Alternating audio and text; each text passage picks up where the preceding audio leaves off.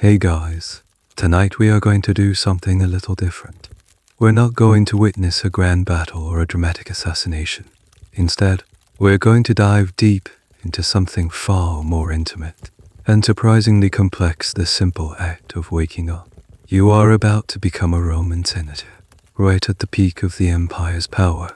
But before you get any grand ideas about conquering Gaul or delivering fiery speeches, you first have to survive the morning. Trust me, it's more of a challenge than you think. So, before you get comfortable, take a moment to like the video and subscribe, but only if you genuinely enjoy what I do here. And as always, I'd love to know where you're listening from. Drop your city and the current time in the comments below. It's always a quiet thrill to see our little community scattered across the globe, all winding down together. Now, dim the lights, maybe turn on a fan for that soft background hum, and let's ease into tonight's journey together. It's not a gentle awakening. There's no delicate birdsong filtering through your window, no soft sunlight kissing your eyelids. You are a Roman senator, and your alarm clock is the city of Rome itself, a roaring, sprawling, chaotic beast of a metropolis that starts its day with a grinding groan long before the sun has even considered cresting the horizon. Lying there on your mattress, stuffed with straw or perhaps wool if you're feeling particularly luxurious, the first thing you register is a vibration. It's a low, persistent tremble that seems to seep through the thick stone walls of your villa, which is perched comfortably on one of the great 7 hills. You feel it in your bones before you hear it with your ears. This is the sound of commerce, the sound of an empire that never truly sleeps. It's the sound of heavy iron minus-rimmed wagon wheels, which are banned from the city streets during daylight hours to ease congestion.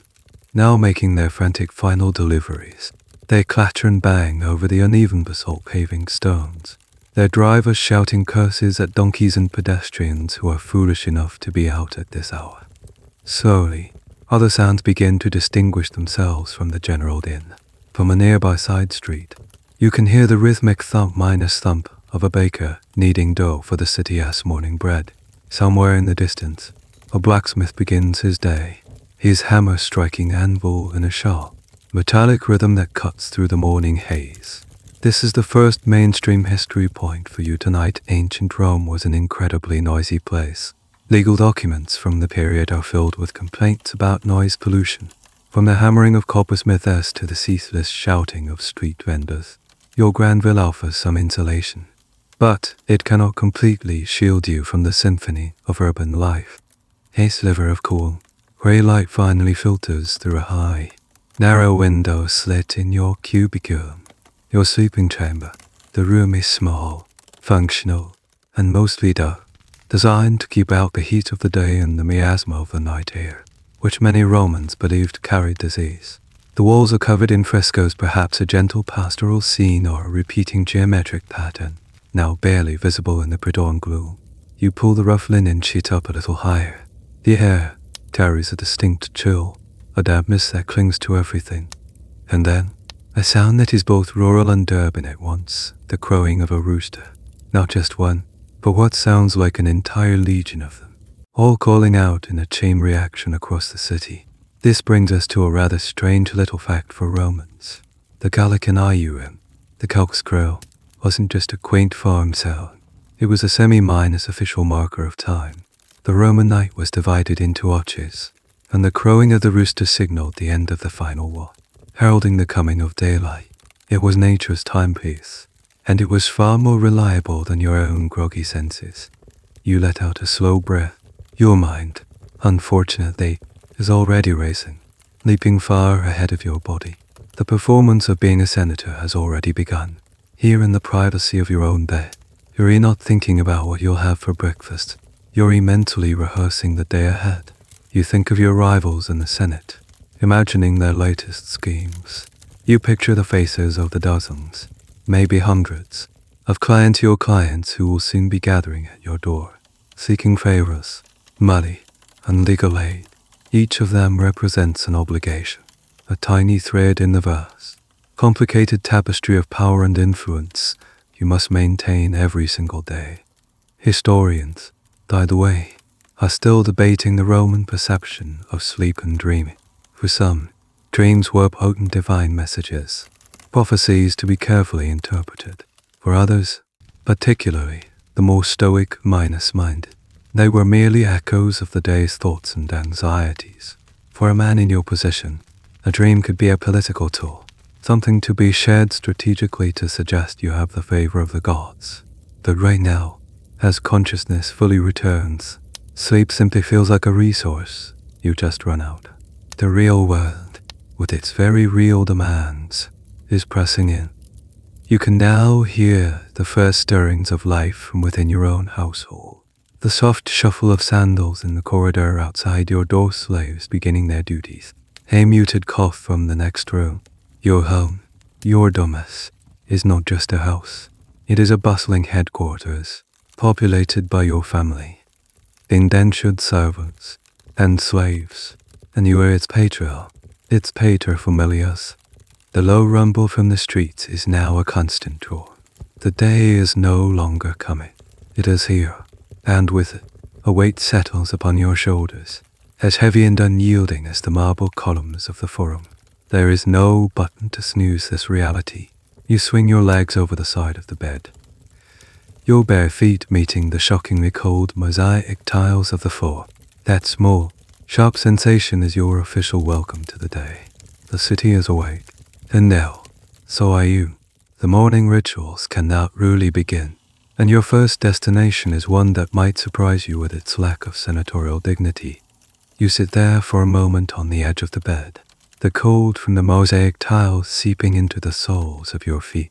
A stark, grounding sensation, but your mind is anything but grounded. It's a frantic, buzzing hive of anxieties, a private theater of potential disasters where you are the sole actor and audience. This is your real morning ritual, the one that happens before any slave attends to you, before you even take a sip of water. It's the ritual of calculation and fear. Your primary worry, always, is your standing. Your position isn't a lifetime guarantee. It's a tightrope walk over a pit of social and political oblivion. Your mind immediately conjures the face of Lucius Vibius, your chief rival in the Curia. You picture his small, knowing smile, the way he seems to command attention without ever raising his voice. Is he plotting against you? Is he whispering in the Emperor's ear? Perhaps he's planning to block that lucrative grain contract you've been working on for your brother Minus and Minus All. The paranoia is not a weakness. It is a survival mechanism, honed by years of navigating the treacherous currents of Roman politics.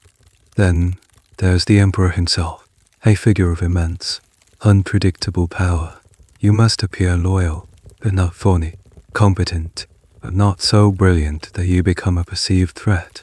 Every interaction, every vote in the Senate, every public gesture is a message sent directly to the palace. You spend a ridiculous amount of time dissecting his offhand remarks from the last time you met. When he said your new country villa sounded delightfully rustic, was that a genuine compliment, or a subtle jab at your extravagant spending? The ambiguity is maddening, and intentional. This brings us to a major historical point about your life. Being a senator is incredibly expensive. It's not just an office, it's a wealth class. To even be eligible for the Senate, you must possess property worth at least 1 million sesterces. This isn't just a 1-time entry fee. You are expected to maintain this wealth and, more importantly, to spend it visibly. You're on the hook for funding public buildings, sponsoring gladiatorial games, and maintaining a household that projects effortless power. A bad investment, a shipwreck carrying your imported goods, or a poor harvest on your estates could spell financial ruin, which would lead directly to political ruin. So, while you project an image of aristocratic detachment from commerce, you are, in reality, a stressed minus-out CEO constantly checking his portfolio. And then, there are the clients. The thought of them makes you press your fingers into your temples. In a few hours, your atrium will be swarming with them. These are your dependents, your network, the source of your public influence, but they are also a constant drain on your time and your treasury. One needs a letter of recommendation, another needs help with a lawsuit, a third just needs enough denarii to feed his family for the week. You must listen to them all, dispense favors, and project an aura of benevolent authority.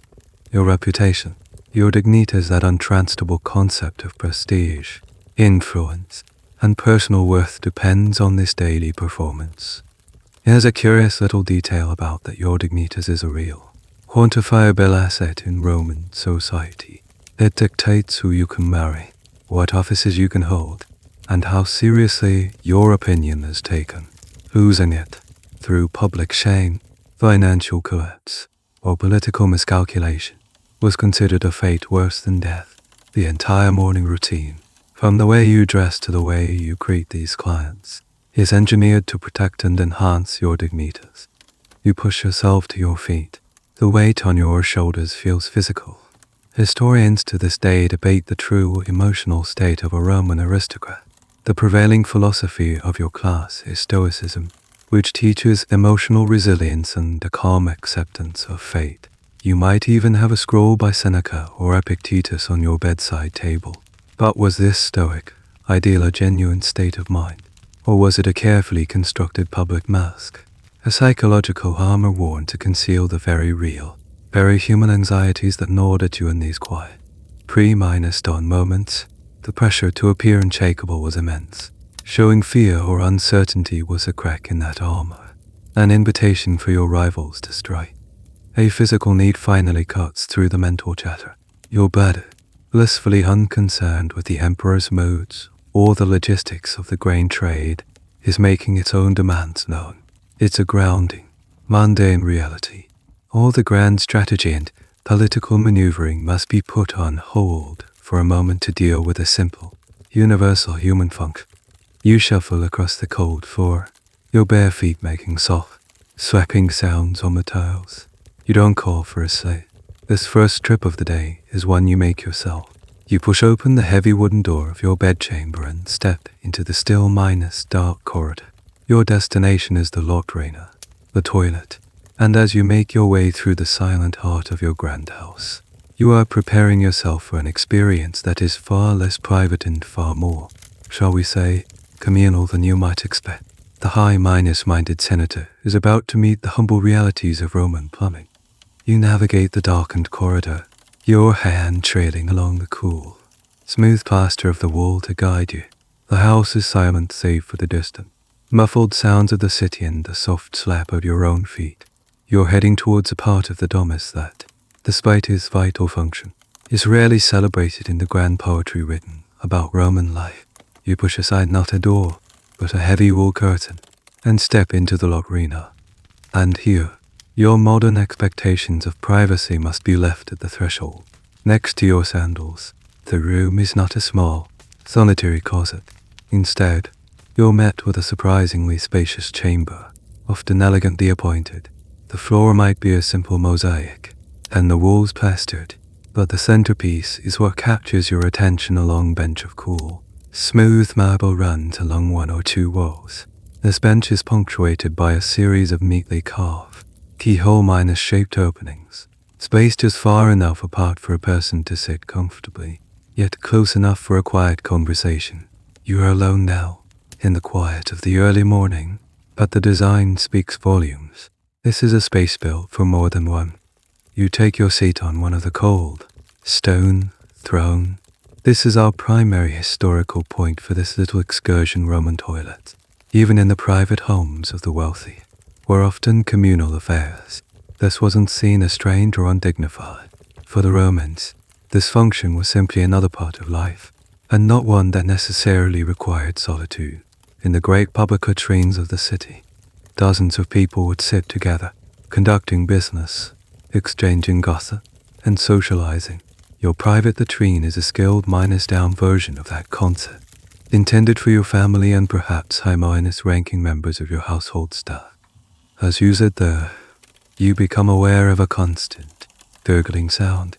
Beneath the marble bench is a channel of continuously running water, a small, private tributary of one of Rome's great aqueducts. This marvel of engineering whisks waste away, down into your house's private drain, which in turn feeds into the Cloaca Maxima, the great sewer of Rome. It's a remarkably effective system, and a point of immense civic pride. You have flowing water in your own home. performing a task that keeps your grand house from smelling like a cesspit. It's a quiet testament to the power and ingenuity of the empire. The practicalities, however, are where things get a bit more interesting for a modern mind. Once your business is concluded, the question of hygiene arises, and this brings us to one of history's great oddities. You reach not for a roll of paper, but for a tool resting in a small bucket nearby. It is the Exwallosponia, or what we might more simply call a sponge minus on minus a minus stick. It is exactly what it sounds like, a natural sea sponge, prized for its softness, affixed to the end of a short wooden handle. This was the Roman equivalent of toilet paper. And now for the part that requires a slight mental adjustment. This tool was communal. After use, it would be rinsed in the running water of the channel below, and then placed back into its bucket, which was typically filled with either salt water or concentrated vinegar, to await the next user. Yes, you share your toilet sponge with the rest of your household. The Roman concept of clean was simply different from ours. To them, the potent, disinfecting properties of vinegar or salt were perfectly sufficient. They were a practical people, and this was a practical solution. This very system is at the heart of a major debate that continues among historians and archaeologists today. On the surface, the Roman sewer and latrine system seems like a pinnacle of ancient sanitation, a leap forward in public health, but was it really? While the flowing water did indeed carry waste away, preventing it from piling up in the streets, the system had its downsides. Medical historians now argue that these communal latrines might have been incredibly effective distribution centers for intestinal diseases. The shared sponges, no matter how well minus rinsed in vinegar, could easily pass parasites and bacteria from one person to another. Fossilized human waste excavated from sites like Herculanoma has shown that Romans were riddled with parasites like whipworm and drownworm. So the question remains, were these latrines a net positive for Roman health? Or were they a beautifully engineered illusion of hygiene that may have actually made things worse? The jury is still very much out. There was even another, more immediate danger. The sewers below could occasionally fill with pockets of flammable gases, like methane. If an unlucky person brought an open flame and oil lamp, for instance, into the latrine at the wrong moment, a small explosion could erupt from the toilet opening beneath them. It was a rare, but terrifyingly real, possibility. Some latrines even have inscriptions to Fortuna, the goddess of luck, essentially asking for a safe and uneventful visit. You, however, have survived your morning visit without incident. You place the sponge minus or minus a minus stick back in its cleansing bath of vinegar. The physical need has been met. That small, humbling errand completed. You stand up, the cold marble releasing you from its grip. Pushing the curtain aside, you step back out into the corridor, leaving the gurgling water and its ambiguous legacy behind. The senator is back in charge, ready for the next, slightly more dignified, stage of his morning ritual, the act of washing. Back in the relative comfort of your cubiculum, or perhaps a small antechamber designated for this purpose, a slave is already waiting for you. He moves with a quiet efficiency that comes from years of practice and a healthy fear of his master's displeasure. He is a cubicularius, a slave specifically assigned to the bedchamber, and his entire morning is orchestrated around yours. In his hands, he carries a bronze ewer filled with water and a matching basin. He sets the basin down on a small, ornate wooden stand. He doesn't speak unless spoken to. His presence is so ingrained in your daily routine that he is almost part of the furniture, a silent, living tool. This is a fundamental truth of your world. Your every comfort is facilitated by the invisible, unending labor of others. You lean over the basin, and the slave pours a stream of cold water over your hands. The shock of it is bracing, washing away the last vestiges of sleep. You splash your face, rubbing your eyes and temples. There is no soap. Soap, or something like it made from animal fat and ash, existed, but it was generally considered a Gallic or Germanic oddity, sometimes used for medicinal purposes or as a hair pomade, but not for daily washing. Your morning ablution is just that water, This is the main historical point of your wash minasa. The extensive, leisurely bathing that the Romans are famous for is an afternoon affair, a social ritual conducted at the massive public thermae. The morning wash is purely functional, a quick, calm, private affair designed simply to make you presentable for the first part of your day. The slave hands you a piece of soft, clean linen to dry your face and hands. The fabric is a small luxury, a reminder of your status. As you pat your skin dry, you catch your own reflection in the polished surface of the bronze basin. It's a distorted, watery image, a vague impression of a man staring back at you. Now comes the part of the routine that might seem particularly strange. The first slave retreats, and another steps forward, holding a small, shallow dish and a cup of water. In the dish is a fine, pale powder. This is your dentifrice, your tooth minus powder, and its ingredients are where things get interesting. This is our weird little fact for the chapter. Roman toothpaste was not the minty fresh gel you might imagine. A common recipe involved a base of crushed bone, often from mice, or the heads of hares, or finely powdered oyster and murex shells. Think about that for a second. You are about to clean your teeth with ground minus up bones and shells. For a more premium blend, ingredients like powdered pumice of volcanic rock, eggshells, and even charcoal might be added to combat bad breath. Some formulas included powdered bark or herbs.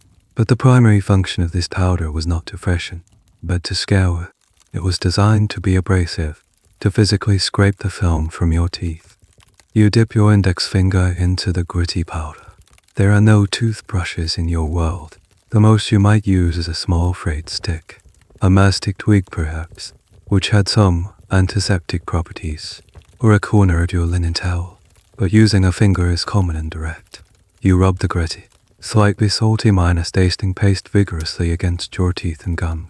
It's a harsh, scraping sensation. You can feel the abrasive particles grinding against the enamel, a feeling that modern dentistry would recoil from in horror.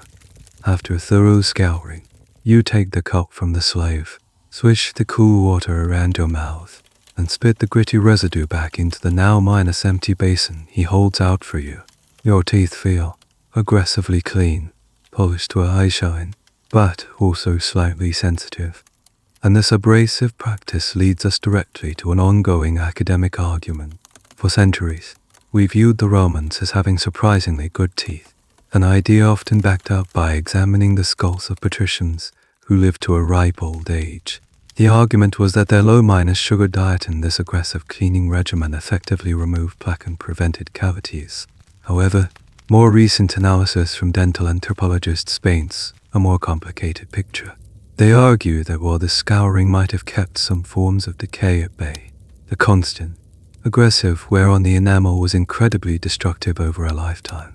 This could lead to thinning enamel, gum recession, and exposing the more sensitive dentin underneath, ultimately causing teeth to crack, chip, or be worn down to painful stumps in old age. So, historians are still debating, was this a brutally effective form of ancient dental care, or a self-defeating ritual that traded one set of dental problems for another? The evidence found in boneyards across the old empire remains contradictory. For now, though, your mouth feels clean and your face is fresh. You have performed the basic maintenance required of a civilized man. You stand a little straighter, feeling more prepared for the public performance that is to come. The man who sat on a communal toilet and cleaned his teeth with crushed bone is retreating, and the senator is slowly emerging, piece by piece. And just as that thought crosses your mind, you see him out of the corner of your eye, another slave, waiting patiently. This one holds not a basin or a powder, but a vast, intimidating expanse of white wool. The next battle of the morning awaits. It is time to get dressed. It is time to face the Toga. It lies there, draped over the waiting arms of two specialized slaves. A vast, inanimate, and yet deeply intimidating expanse of white. It's not just a piece of clothing. It's the toga, and in your bleary-eyed morning state, it looks less like a garment and more like a fleecy white monster you are about to wrestle into submission, or rather, that your slaves will wrestle, while you stand there like a statue. This daily struggle is without exaggeration, one of the most important parts of your morning. You stand straight, arms slightly out from your sides, a posture you've held 1,000 times before. This is not a task you can perform yourself. Nobody can. Donning a toga correctly requires a team. These aren't just any household slaves. They are VROMAs, experts whose entire function is the folding, storing, and draping of your togas. Their movements are precise, economical, and utterly serious. This is high art. The process begins. The two slaves lift the colossal piece of fabric, and here is our central historical fact. The toga is the national garment of Rome, but only for male citizens. It is a symbol of peace. You cannot wear it in battle and the civic life. To be seen in public without, if you were a man of any standing, was a social misstep. To be stripped of your right to wear was the ultimate disgrace. It is, in essence, your uniform, the thing that separates you from slaves, from foreigners, from women, and from manual laborers. Underneath, you wear a simple linen tunic, the basic garment of almost everyone. But it is the toga, this ridiculously impractical shroud, that makes you a public figure. Now for the absurd reality of the thing. Your toga is not a simple sheet. It's a massive semi-minus circle of heavy, high-minus quality wool, possibly measuring up to 18 feet along its straight edge and 7 feet from top to bottom. It's heavy, it's hot, and it must be spotlessly white. A citizen running for office would wear a toga candida, one bleached to a brilliant, almost supernatural whiteness with sulfur fumes, which is where we get our word candidate. As a senator, your toga is distinguished by the lattice clovas, a broad stripe of Tyrian purple woven into the fabric along the straight edge. This isn't just dye, it's a statement. The purple dye is famously extracted from sea snails, requiring thousands of them for a single garment, making it astronomically expensive, a visible, wearable declaration of your immense wealth and status. The first slave takes one end of the fabric, carefully arranging it over your left shoulder so that it hangs down to your feet in front of you. The rest of the fabric is then passed behind your back, under your right arm, and then thrown back over your left shoulder. This is the basic wrap, but the art is in the details. The slaves work in tandem, creating a series of intricate, cascading folds. They create the sinus, a kind of draped pouch that hangs across your chest, which can be used as a makeshift pocket. Then they carefully adjust the umbo, a sort of bunched minus up knot of fabric pulled over the top of the main drapery near your waist, which helps to hold the whole precarious construction in place. You feel the weight settle onto your left shoulder.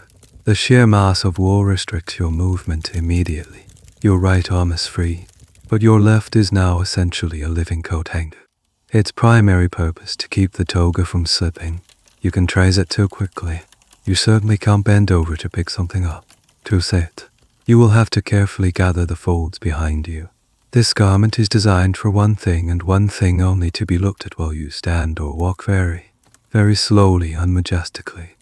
And this whole elaborate process is the subject of one of antiquity's most enduring fashion arguments.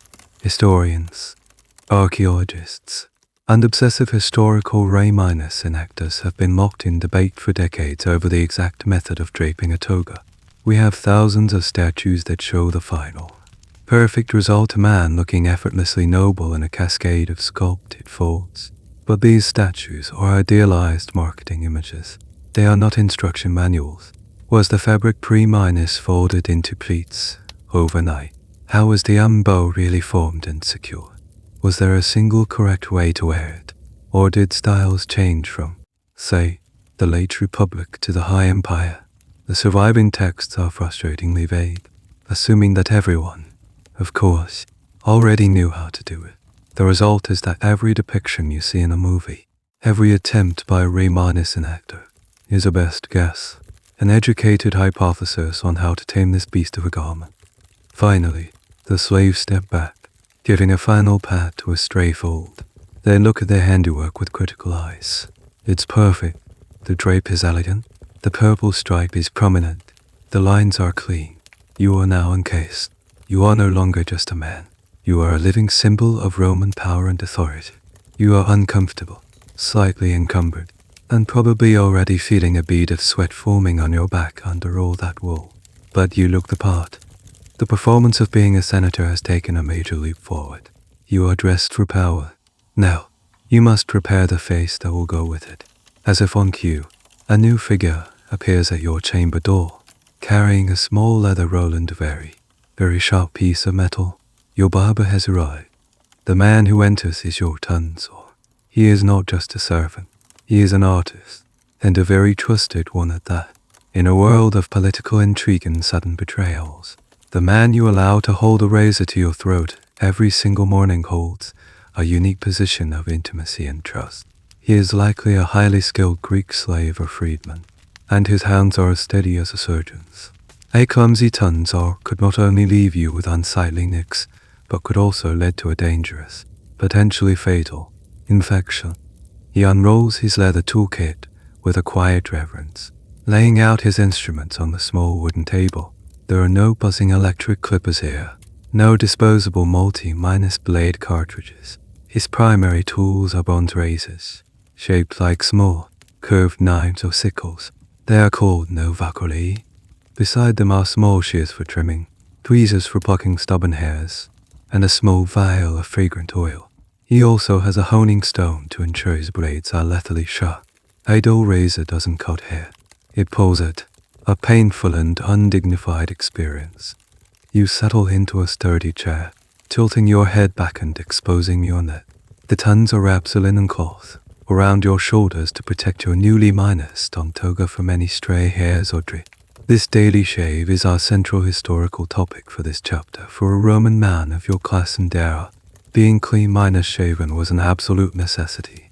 In earlier centuries of the Republic, a beard was common, but by the time of the late Republic and early Empire, a beard was the mark of a philosopher mourning a loss, or a rustic farmer. For a senator, a clean minus shaven face was a sign of civilization, of refinement, of being Roman. The army and politicians set the trend, and the trend was smooth. The tonsor does not lather your face with a rich, foamy cream. The best he can do is soften your beard by patting your skin with a warm, wet cloth, and perhaps applying a little oil. This is a cold shave, a direct confrontation between sharp bronze and your skin. He holds the skin taut with one hand and, with the other, begins the slow, methodical process of scraping away the overnight growth. The sound is a soft, scratchy rasp, the whisper of metal against stubble. You sit perfectly still, your eyes closed. You can feel the blade's cool, sharp edge gliding across your skin, a sensation that is both strangely intimate and vaguely menacing. Every morning, you place your life, or at least your facial integrity, in this man's hands. This leads us to a slightly bizarre but documented tidbit, the first shave of a young Roman man. The deposit, Iobarbai, was a major coming minus of minus age ceremony. His first facial hairs would be carefully shaved off and oft, unconsecrated to a god, placed in a special box, and celebrated with a party. It marked his transition from youth to manhood. Your daily shave is a quiet echo of that long minus ago ceremony, a daily reaffirmation of your status as a grown, civilized man. The tonsor works with intense concentration, his face close to yours. He navigates the difficult contours of your jawline and the area under Adam's apple with practiced ease. But even with the steadiest hand, the occasional nick is almost inevitable. The bronze razors of the era were effective, but they could never be as perfectly sharp or smooth as modern steel. A small, bright red bead of blood might appear on your chin. The tonsor would press it with a small piece of linen or, according to some sources, apply a piece of spider's web, which was believed to have styptic and antiseptic properties. Yes, you might be walking into the Senate with a tiny piece of web on your face to stop the bleeding. This very real danger brings us to a historical debate. How did Roman skin care and medicine deal with the consequences of this daily ritual? While some sources mention soothing balms made with poppy extracts or other herbal concoctions, the reality is that infections were a constant threat. A small cut could easily become inflamed in the urban environment of Rome, leading to abscesses or worse. Medical writers like Celsus describe various salts and treatments for skin ailments, but the line between a cosmetic ritual and a medical problem was thin. Were the elaborate scented oils and after-minus shave bombs that wealthy Romans used merely a luxury, or were they a desperate, and often ineffective, attempt to ward off the very real dangers of their own grooming habits? Scholars still argue over how much of Roman cosmetology was vanity and how much was a primitive form of preventative medicine. Finally, the scraping stops. The tonser wiped your face with a cool, damp cloth, removing any remaining hairs. He then applies a small amount of perfumed oil, perhaps scented with rose or lavender, patting it gently onto your freshly shaven skin. The scent is calming, a luxurious final touch. He might then take his tweezers and pluck any stray hairs from your eyebrows or nostrils. A final, meticulous act of grooming. He steps back, and you run a hand over your jaw. It's smooth, not baby minor smooth, perhaps, but socially acceptable smooth. The small ritual of controlled violence is over. You have once again been sculpted into the image of a Roman senator. Your face is now a blank canvas of authority, ready for the day. But, before you can face the wider world, there's one last private matter to attend to the first, and perhaps only, meal you'll eat in your own home today. The tonsor gathers his tools with the quiet dignity of a retiring general and slips out of the chamber. You are left alone for a moment, standing in the center of the room, a newly assembled statue of Roman authority. Your skin is smooth, your hair is neat, and your toga is a fortress of white wool. The man who woke up in the dark, full of anxieties, has been almost entirely scrubbed away and replaced by this public minus-facing effigy. But there's one last piece of the private mourning left. Your stomach, ever the pragmatist, rumbles softly, reminding you that symbols and status cannot run on an empty tank. As if summoned by the thought, a different slave enters. This one carries not a basin or a razor, but a small wooden tray. On it rests a simple earthenware goblet, a small, round loaf of bread with a hard crust, and perhaps a small wedge of salty cheese or a handful of olive. This is your aetantiulum, your breakfast, and it is a lesson in stark simplicity. You take the tray and, my teeth standing up, or sitting on a simple stool. There's no ceremony here. This is not a meal to be savored. It is fuel to be consumed. This brings us to the main historical point about the Roman breakfast. It was, for most people, a very light, very functional affair. The grand, multi-minus course banquets you read about. The legendary feasts with stuffed dormice and flamingo tongues were reserved for the sine, the dinner, which was the main, and often only, social meal of the day. The morning was for business, and breakfast was an afterthought. You take the bread, which is coarse and dense, made from whole grain wheat. It has a satisfying heft in your hand. You break off a piece. You don't slice it. Then you dip it directly into your goblet. And what's in the goblet is not water, nor is it milk. It is wine. Wine for breakfast was not a sign of decadence or alcoholism. It was a daily staple for nearly everyone, from the emperor down to the lowest slave. But this is a crucial distinction. It was almost always watered down, sometimes heavily. To drink wine undiluted, or miran, especially in the morning, was considered the height of barbarism, something only a savage provincial would do. Your wine is mixed with cool water, making it a safer, more hydrating, and less intoxicating beverage than the rock water. Here's a curious little detail for you sometimes. For a touch of flavor and energy, the wine might be mixed with honey. This beverage was called mulsum, and it was a popular morning drink, dipping your coarse bread into a goblet of honey. Watered minus down wine was a perfectly normal way for a senator to start his day. The sweetness of the honey, the slight tartness of the wine, and the rough texture of the bread create a simple, ancient combination of flavors. It's a quick hit of calories and carbohydrates to get your brain and body functioning. You might eat the cheese or olives alongside it, their saltness cutting through the sweetness of the wine. The whole meal is over in less than 5 minutes, and this very simplicity is at the center of a significant historical debate. Did you, a Roman senator, even eat breakfast at all? The evidence is surprisingly conflicted.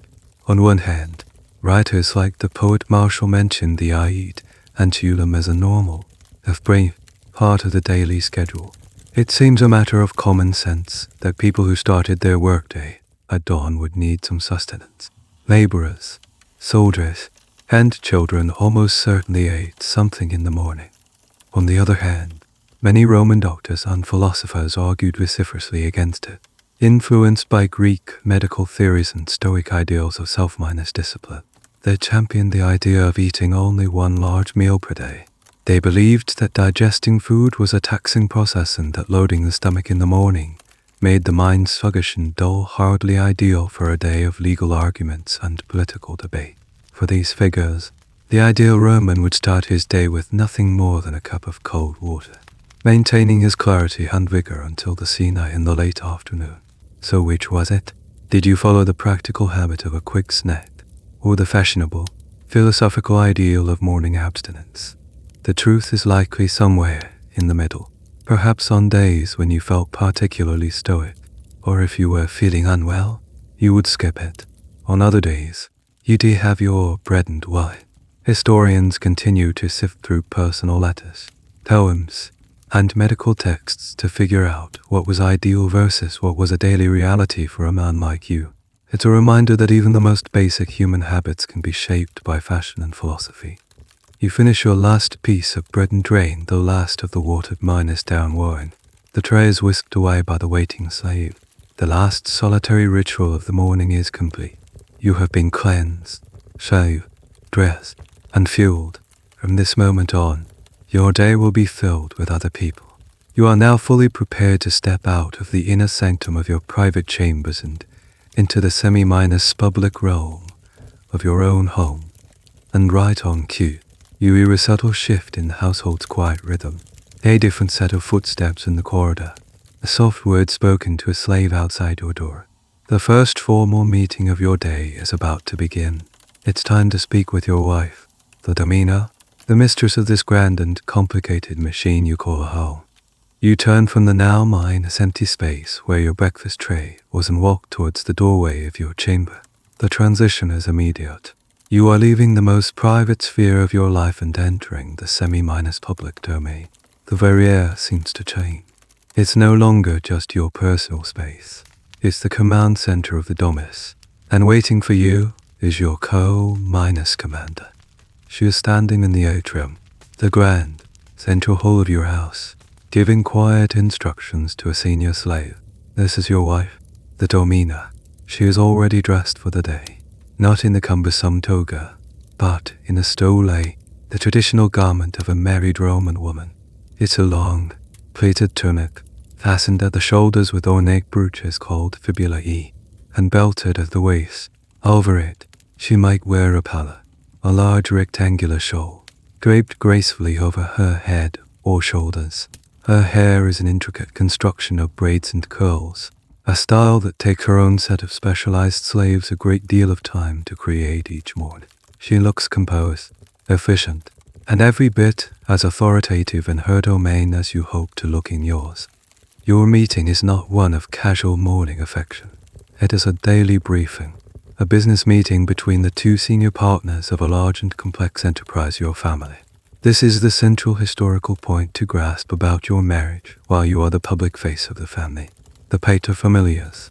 She is the chief operating officer, the management of this vast household, with its dozen, sometimes hundreds, of slaves, its complex supply chains, and its demanding social calendar, falls squarely on her shoulders.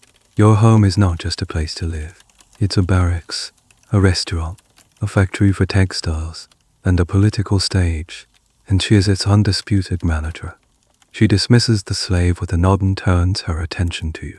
Her expression is calm, neutral. The arrangements for Senator V.I.B.I.S.'s dinner party are proceeding. She might say, her voice slow and eager. I have secured the Malati favors, but the price was extortionate.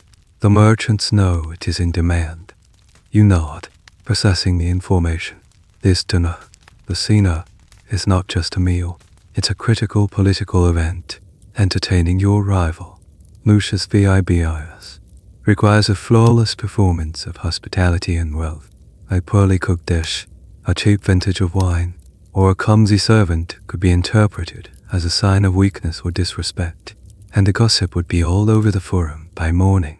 Her ability to execute this perfectly is as vital to your career as any speech you might make in the Senate. You might discuss the budget, the need to purchase new linen from Egypt, or the ongoing education of your children.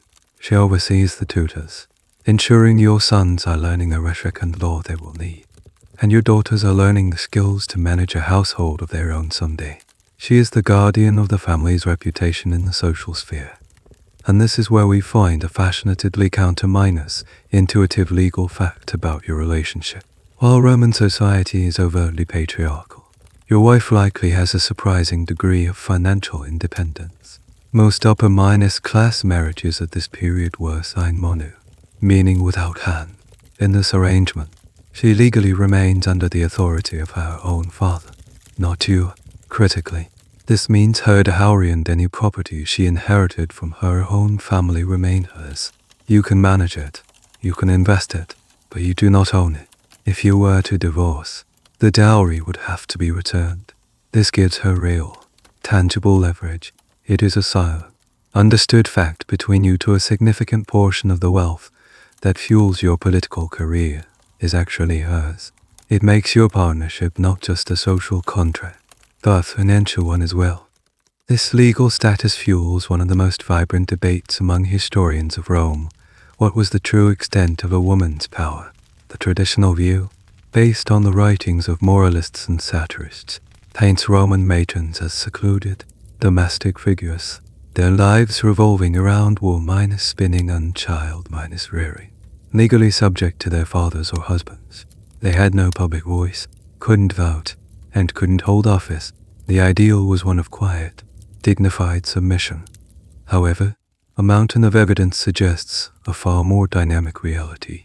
Letters from figures like Cicero show him consulting his wife, Terentia, on financial and even political matters. Funerary inscriptions commissioned by husbands praise their wives not just for their modesty, but for their wisdom, business acumen, and role as a trusted partner. The legal reality of sine manu marriages suggests that women wielded considerable economic power. So which was it? Was your wife the idealized, subservient matron described in the literature? Or was she the shrewd, powerful CEO of a domestic corporation, a silent partner in your political ambitions? The truth is that she was likely both. She had to project the public ideal of the modest matrone while privately exercising a great deal of very real power. Historians continue to argue about whether this informal power constituted a form of liberation or was simply another, more complex form of subordination. Your conversation lasts only a few minutes. It is efficient, direct, and devoid of unnecessary sentiment. You have both exchanged the critical information you need to navigate the coming day. She will now turn her attention to supervising the kitchens, the weavers, and the household accounts. You will turn your attention to the world outside your door. You give her a slight, formal nod of acknowledgement. She returns it. It is a gesture of mutual respect, an understanding between two professionals. With the state of the household confirmed, you are now ready for the next crucial step. But before you can leave the house, you must first address the gods who protect. You turn towards the family shrine. Having concluded your daily briefing with the true master of the house, you turn away from the bustling heart of the atrium and walk towards a quieter, more sacred corner of your home. In a prominent alcove, often near the entrance, stands the Lararium, the household shrine. It's not grand or imposing, but its importance in the daily rhythm of your life cannot be overstated. Before you face the chaos of the Roman streets, you must first pay your respects to the invisible forces that govern your world. The shrine itself is a small cabinet or a niche in the wall, often designed to look like a miniature temple facade with little columns and a pediment. Inside, there are several small bronze or terracotta figurines. They are the silent, eternal residents of your home. You pause before them. This is not a moment for passionate, emotional prayer. It is a moment of transaction, of maintaining a crucial relationship. This daily ritual is our main historical point for the Romans. Religion was not so much about faith as it was about contract. The gods, known as the Annuamine, were powerful, practical forces that controlled specific aspects of life. If you wanted their favor, you had to perform the correct rituals and make the correct offerings. It was a deeply ingrained system of do you des, I give so that you might give. You are not here to confess your sins or seek spiritual enlightenment. You are here to ensure the smooth operation of the universe, starting with your own household. At the center of the shrine are the Lares Familiars. These are two youthful, dancing figures, often depicted holding a drinking horn. They are the ancient, benevolent spirits who protect your family, your health, and your property. They are the guardians of your lineage, the link between you and your ancestors. You owe them daily respect. Next to them is a figure of a seated man, his head veiled as if officiating a sacrifice. This is the genius, the divine spirit of the paterfamilias, your spirit. He represents your personal divine essence, your life force, and your ability to create a family. In honoring him, you are honoring the continuity of your bloodline. Your wife would have her own equivalent, the Juno, representing her spirit. Finally, there might be a figure of Vesta, the goddess of the hearth, the literal and symbolic heart of the home, and perhaps a few other small statues of God. Your family has a particular devotion to Mercury, if your wealth comes from trade, or Minerva, if you fancy yourself a man of intellect. A slave brings you what you need for the offering: a small pinch of salted flour, a crumb of the bread from your breakfast, perhaps a single grape, or a drop of wine. These are humble offerings, tokens of your daily meals which you share with the gods first. You take the pinch of flour and sprinkle it onto a small, smoldering brazier or a little altar in front of the figurines. You murmur a simple, formulaic prayer. Furthermore, I pray and beseech you, or Janus, when I give this offering, I pray for a good outcome. The words are ancient, their exact meaning perhaps even a little obscure to you, but the formula is what matters. Precision is key. A misspoken word or sloppy ritual could render the whole thing invalid, or worse, offend the very powers you are trying to appease. And this brings us to a peculiar little detail about Roman religion: their obsession with omens and signs. Known as prodigia, the gods were believed to communicate constantly, but indirectly.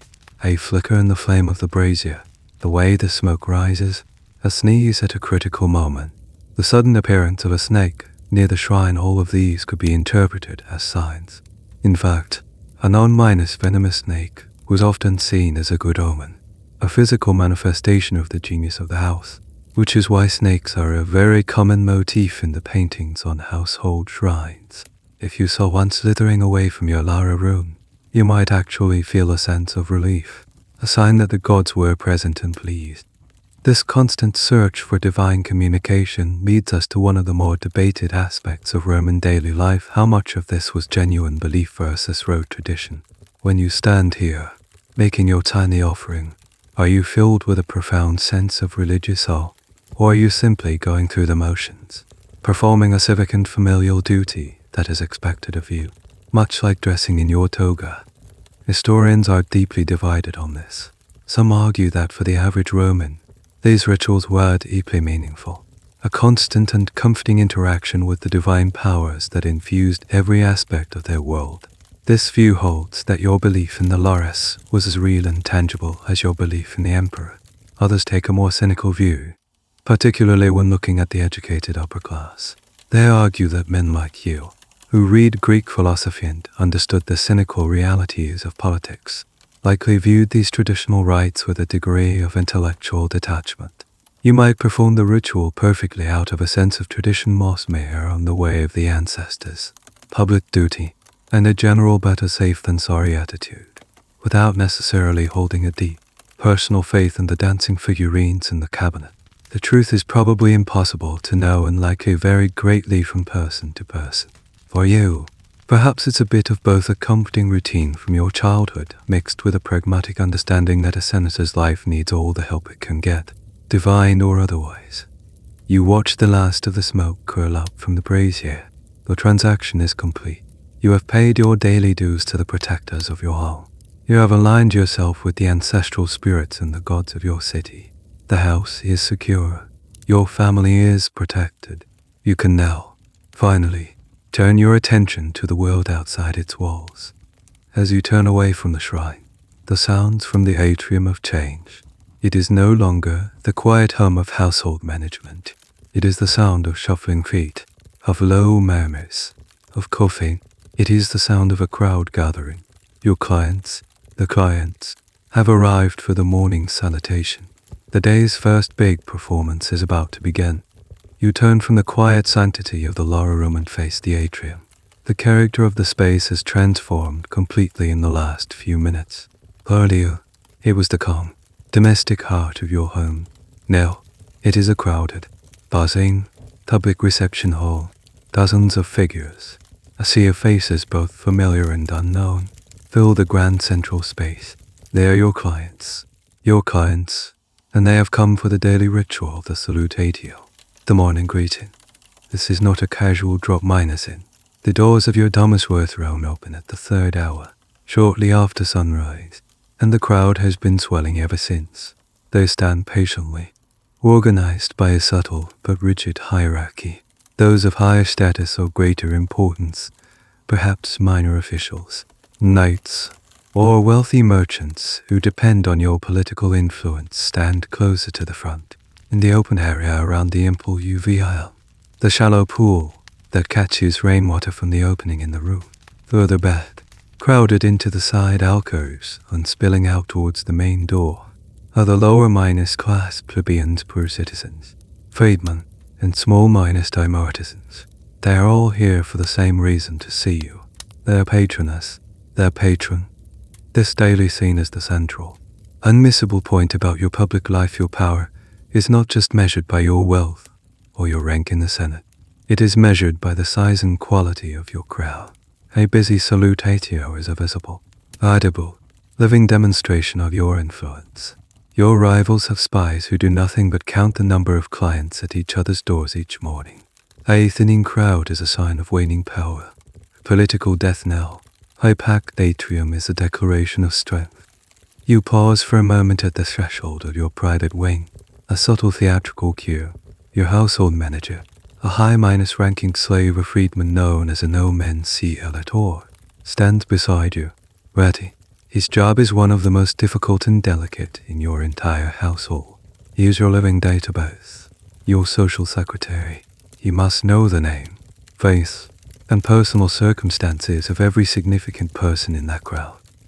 It is his duty to whisper these details to you as you move among them, ensuring you never suffer the embarrassment of forgetting a key supporter's name or the status of their ongoing legal dispute.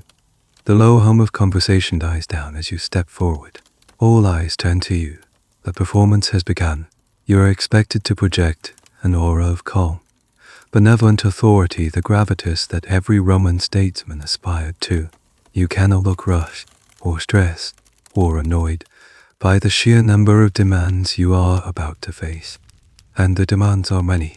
A man at the front, a wealthy equestrian, needs you to put in a good word with the urban praetor about a disputed contract. A woman just behind him, the widow of a soldier who served under your command years ago, needs help securing her late husband's pension. A poet hopes you will become his patron and fund his work, and, in return, write flattering verses about you. A poor man near the back simply needs the sport viewer. The sport viewer. This is the strange, transgational heart of the whole affair. Our odd little detail for the day. The sport eula was originally a basket of food given to poor clients to sustain them for the day. Over time, however, this tradition evolved into a small cash handout. Every morning, a significant portion of your clients are here for their daily allowance, a handful of coins that you are socially obligated to provide. It's a formal, institutionalized system of charity that is also a system of control. These people depend on you, and in return, they give you their political support. They will vote as you tell them, spread positive rumors about you in the city's taverns, and, most importantly, they will follow you in a great procession through the streets when you leave your house, forming a living entourage that further demonstrates your importance.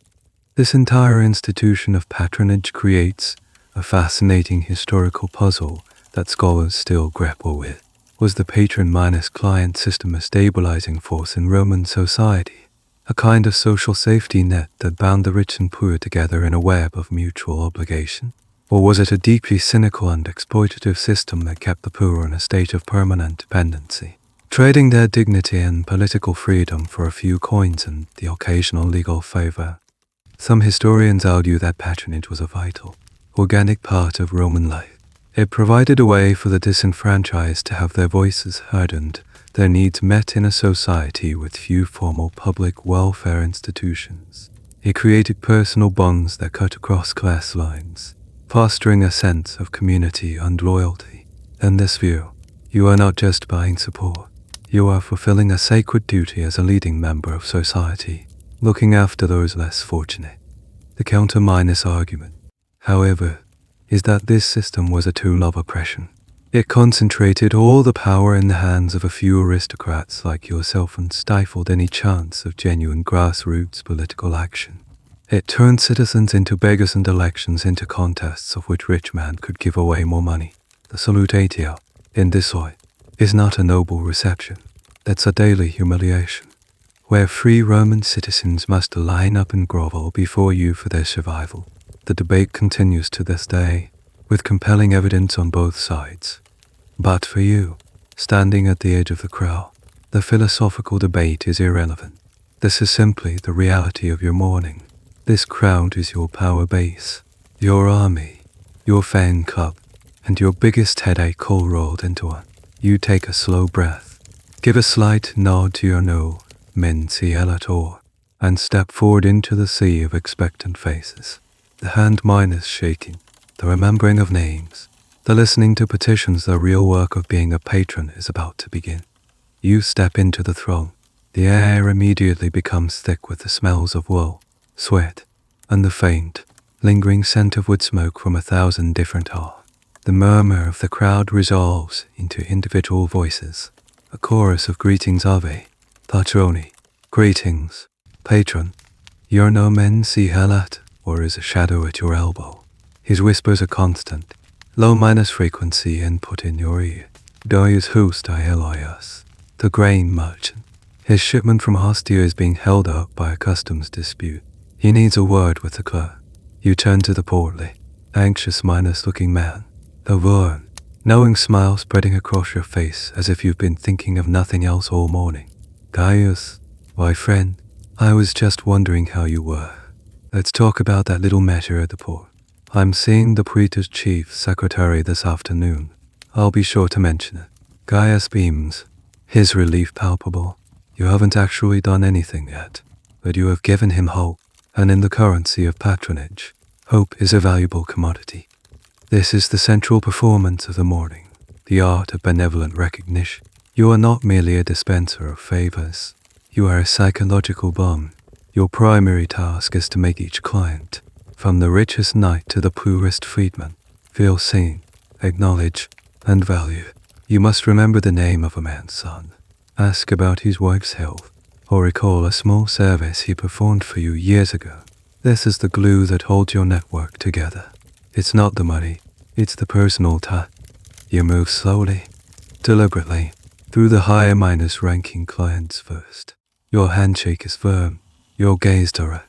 You listen patiently to each request, nodding gravely. To some, you offer a concrete promise of help.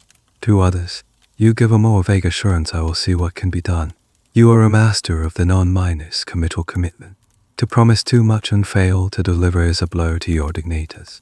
It's better to offer a sliver of possibility than a concrete pledge you can't fulfill. Then you reach the part of the crowd where the sportula distribution begins. Here, another specialized slave, the dispensator, takes over. He stands beside a small, sturdy table with a bag of coins. As each lower minus class client approaches you, they offer their greeting, and you offer a nod of recognition. Then, they move to the dispensator, who doles out the standard amount, typically 25 quadrantes, the smallest bronze coins, which was enough for a modest trip to the public baths or a loaf of bread.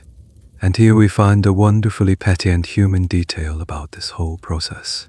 Not all patrons were created equal, and not all were particularly gracious. the poet Marsh, whose writings are a treasure trove of social commentary, complains bitterly about the indignities of the salutatio. He writes of patrons who make their clients wait for hours in the cold, who pretend not to recognize them, or who have their slaves distribute the sport in a rude and dismissive manner. He even complains about the quality of the food in the old miners-style sportula, describing it as wretched and meager compared to the fine delicacies the patron saved for his own friends. Some patrons even developed a system of tiered sportulae, giving larger sums to more important clients who didn't strictly need the money, while giving the bare minimum to the truly destitute. Your performance of generosity, therefore, is a choice. You can be the ideal patron, warm and benevolent, or a stingy and arrogant one, ticking a box of social obligation. Your reputation is built on these small, daily interactions. This system also leads to a historical debate surrounding the figure of the parasitus. The parasite, a stock character in Roman comedies and satires. The parasitus was a professional client, a man who made his living by attaching himself to a wealthy patron. He would offer witty conversation, lavish flattery, and run errands in exchange for free meals and handouts. The satirical literature portrays these men as shameless, fawning sycophants. But historians now question this one-dimensional portrayal. Was the parasitus truly a social leech, or was he a savvy survivor in a harsh world? Some scholars argue that these figures were essentially providing a service. In a society without mass media, a witty and well-connected parasite could be a valuable source of gossip and information for a patron. His flattery, while perhaps insincere, contributed to the public image of the patron's greatness. In this view, the relationship was more symbiotic than purely parasitic. Were these men objects of scorn, or were they the ancient equivalent of a public relations consultant, working for payment in food and coin? The Roman moralists would say the former, but a social historian might argue for the latter. You are nearing the end of the line now. The crowd is thinning. The anxious energy has subsided, replaced by the quiet satisfaction of those who have received their coin or their moment of your time. You have successfully navigated the treacherous waters of expectation and obligation. You have reinforced the bonds of loyalty, projected an image of effortless power, and distributed just enough wealth to keep the machinery of your influence running for another day. That the morning is not over. The salutatio was the public part of the reception. The real business is yet to be conducted. You dismiss the last of the general crowd with a final, magnanimous wave. A few select individuals, however, do not leave. They have been given a subtle signal to remain. These are not your clients. They are your peers, the men with whom you truly share power. You gesture for them to follow you, turning your back on the now clearing atrium and heading towards the inner sanctum of your house, the tablinum, your study. The time for public performance is over.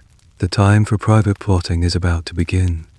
You lead the small, select group of men away from the public stage of the atrium and into the very brain of your domus, the tablinum.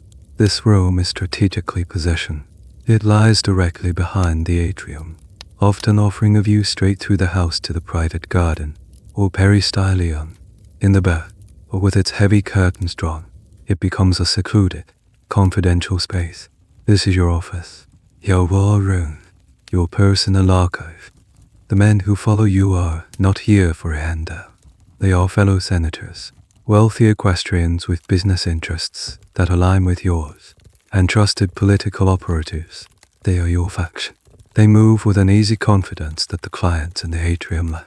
They greet you not as a subordinate to a patron, but as an equal, a colleague. Morris, hello, Marcus. They use your personal name, a mark of intimacy and shared status. The room itself is designed to impress. The walls are adorned with frescoes, perhaps depicting scenes from Greek mythology that subtly allude to your wisdom or bravery. A large, sturdy table, a mensa, made of imported citron wood, sits in the center of the room, but the most important feature is the armarium. This is a large wooden cabinet with numerous compartments, each filled with rolled manuscript scrolls. This is your personal archive, the repository of your family's history and business dealings. It contains property deeds, loan records, letters from powerful friends, and, most importantly, copies of your ancestors' records of public service. This is the main historical point. Here your power is not just personal, it is dynastic. The achievements of your father, your grandfather, your great-grandfather, their consulships, their military victories are all part of your own political capital. The tablinum is the shrine to your family's legacy, a constant reminder to any visitor of the weight of history that stands behind you. You all take your seats around the table. A slave silently enters and pours wine still watered down, but perhaps less so than the breakfast vintage, and of a much higher quality. There are no idle pleasantries. The time for performance is over. This is about information and strategy. The IBIS is making a move, one of the senators says, his voice low. He's been seen dining with the legate from the German Legion twice this week. He's trying to build a military power base. Another man, a knight with vast shipping interests, chimes in, and the grain shipment from Egypt is delayed again. There are whispers that the prefect there is holding it back, trying to drive up the price before it reaches Rome. Our associates in Alexandria are getting nervous.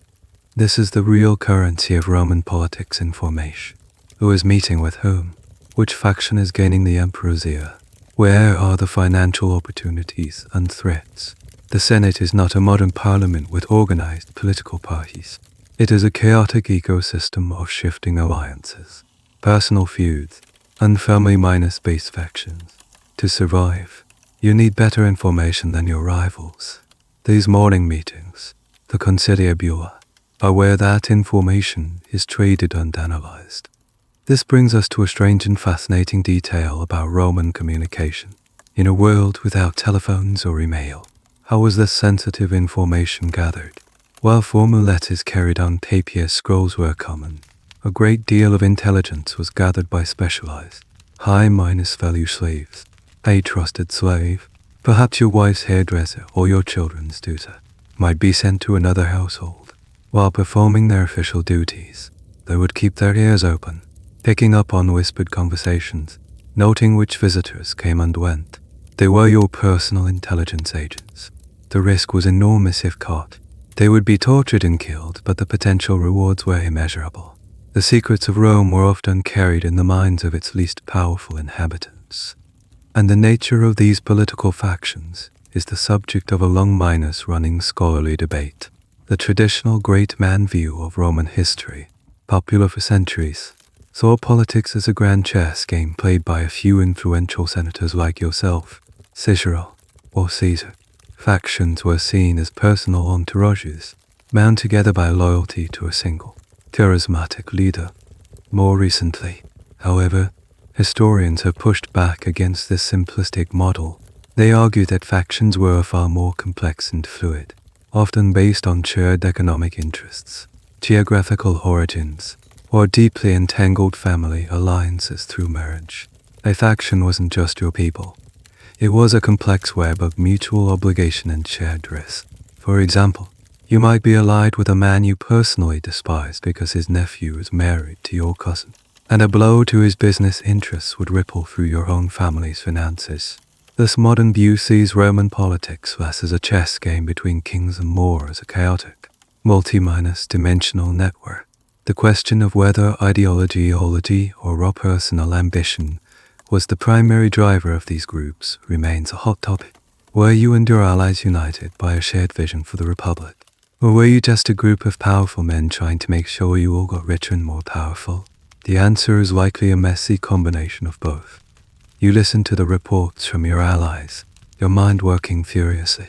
You'll have one of your freedmen start a subtle rumor about IBIS's financial instability. You'll dispatch a coded message to your business agent in Alexandria, authorizing him to pay a sweetener to the prefect's deputy to get the grain released. You make promises and assign tasks. This meeting is where the real power is wielded, not in grand speeches on the Senate floor, but here, in the quiet, conspiratorial whispers of the tablinum. The meeting lasts for perhaps an hour. As the sun climbs higher in the sky, the men begin to stand up, ready to depart for their own duties in the forum. They leave as they came, not as a crowd, but as a small, confident group of insiders. The most critical part of your morning is over. You have shored up your alliances and laid your plans for the day. Now, it's time to get your own briefing.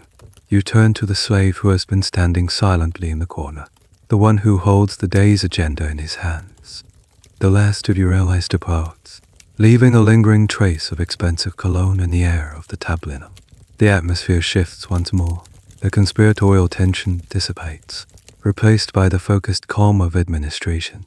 You are now alone with your epistulis, your personal secretary.